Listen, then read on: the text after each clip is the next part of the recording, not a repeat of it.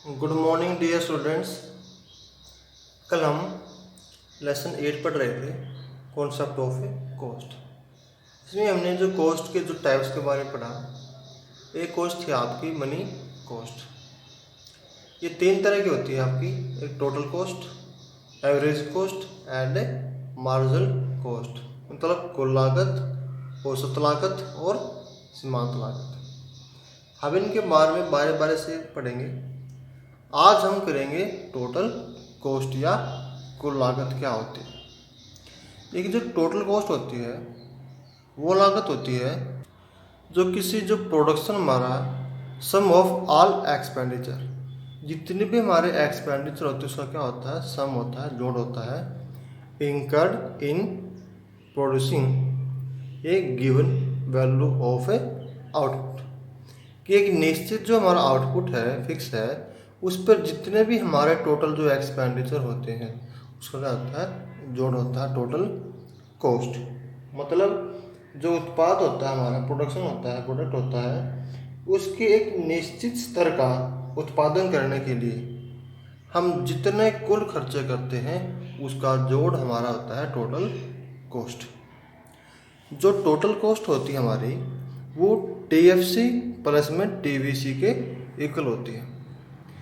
TFC full form होती है आपकी टोटल फिक्स्ड कॉस्ट और टीवीसी होता है आपका टोटल वेरिएबल कॉस्ट।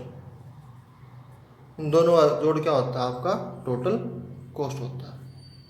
अब बात आती है कि तो फिक्स्ड कॉस्ट क्या होती है।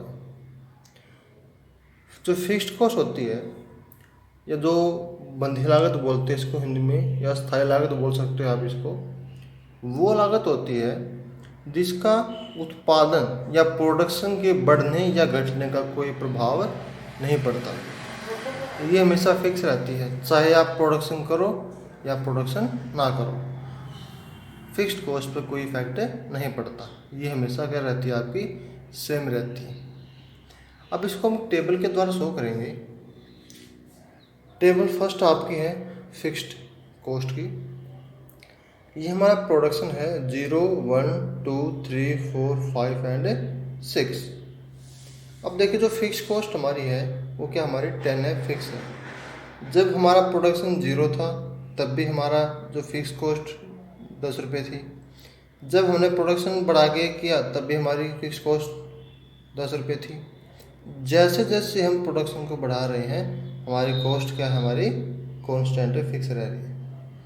क्योंकि फिक्स्ड कॉस्ट वही होती है जिसका उत्पादन के बढ़ने या घटने का कोई प्रभाव नहीं पड़ता।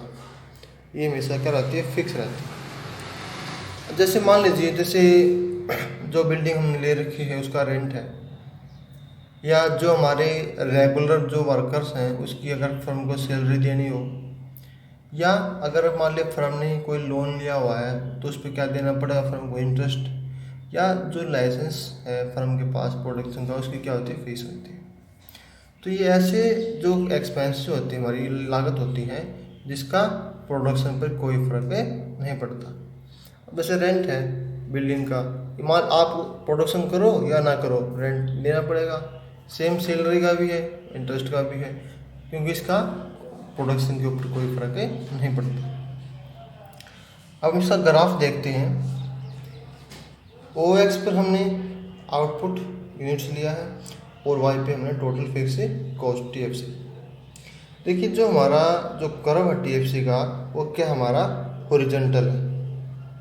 ये क्या एक हॉरिजॉन्टल रो है टीएफसी, जो ये शो करती है कि फिक्स कॉस्ट के ऊपर प्रोडक्शन के घटने का या बढ़ने का कोई इफेक्ट नहीं पड़ता।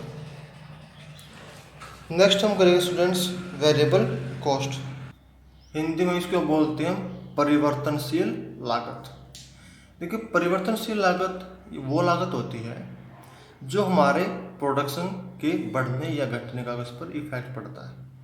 मतलब जब हम प्रोडक्शन बढ़ाएंगे तो हमारी जो वेरिएबल कॉस्ट बढ़ जाएगी, और यदि हम प्रोडक्शन कम करेंगे तो हमारी वेरिएबल कॉस्ट क्या हो जाएगी, कम हो जाएगी। आप टेबल देख सकते हैं, ये हमारी टेबल है वेरिएबल कॉस्ट की।